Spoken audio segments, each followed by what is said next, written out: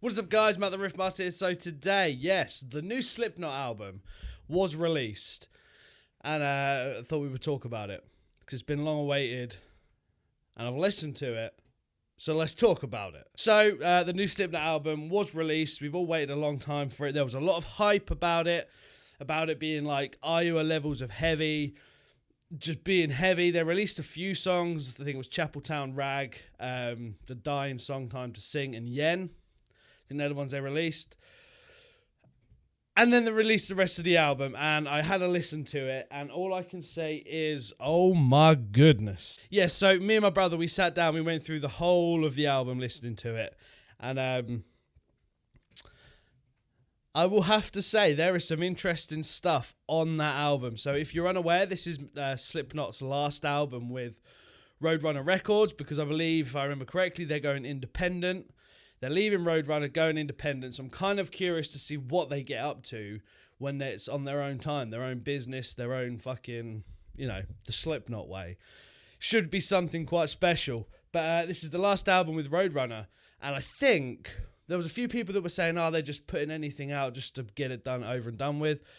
But mate, the album, if you listen to it, if you haven't listened to it, go and listen to it all the way through. There's a few songs on there, some of them that really go right back to like old kind of style heavy. But there's some on there that are a little bit different. For example, I think it's a song called Adderall. It's very, very different. I think me and my brother, to us it sounded like a Beatles track. Definitely had some kind of Beatles vibe going on. And then you got the final song, which is called Finale, which is completely different. Wasn't expecting the album to end on that one. But it's got a cool vibe to it, the whole song, and I think it's a great way to end the album. But now I'm going to kind of touch on the important ones, okay? Like the ones they released, Chapeltown Rag, that was cool. Yen was cool. The Dying Song was cool, very different. But there's a few songs that really, really got me. That I remember I was sitting there and I was just fucking absolutely just losing my shit to these songs. And that is, I believe, Warranty. And what's the one? It's the one with all the numbers. It's like 3357 or whatever it is. You know what I mean. I'll put it up on the screen correctly. Those two in particular to me really stood out because they were just absolutely slamming, like old school slamming, like really heavy and just fucking aggressive and just balls out all the way, kick you in the nuts, Slipknot. And those are the two that really got me going. I was listening to it and I was fucking jumping up and down going crazy. And it was really good to hear because that is what I was expecting from all the hype over the years about this new Slipknot album. That's what I was expecting. And a couple of those songs I mentioned, Warranty and this one, those ones I can really picture being played live. So I'm hoping they kind of put some of these new live songs into their set list, because I believe their set lists have got a little bit dry and a little bit stale lately. People have been saying they're just playing like the normal kind of crowd favourites in a way. But yeah, those two really stuck out to me. And Adderall was just weird. It was very Beatles and very, very different. It kind of had a certain joyfulness to it, but yet all out kind of hell. What I was really happy with, though, is there was no, 50% of the album wasn't taken up by all those fucking little minute-long things of just noise, which they did on the last album. There was way too much of that. And it was just such a waste of an album.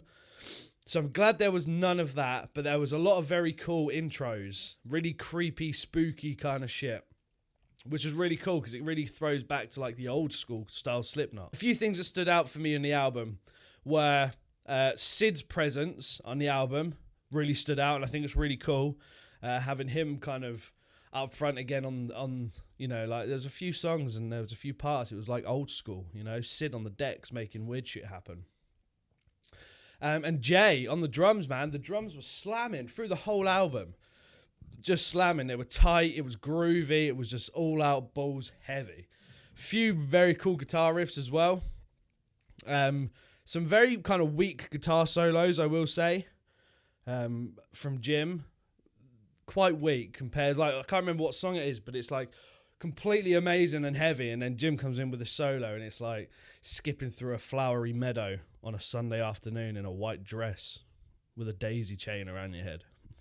It just didn't work. All of us Slipknot fans have been waiting quite a long time for this, and it's finally happened. And I'm happy about it. I was a little bit on the fence with it. I wasn't sure what to expect. I wasn't really expecting much from what I'd heard from the songs they released. Because to me, I was thinking, right, they've been saying kind of Iowa heavy. And I wasn't getting that. But then when I listened to the album, there's like 12 tracks on there. There's a lot of songs on there that are just really fucking heavy. Gets the blood flowing, gets you pumped, gets you excited. The artwork as well is very cool. I found as well, I don't know if you did, the more you stared at the album artwork, the more faces I was actually seeing in the album artwork, which is kind of cool.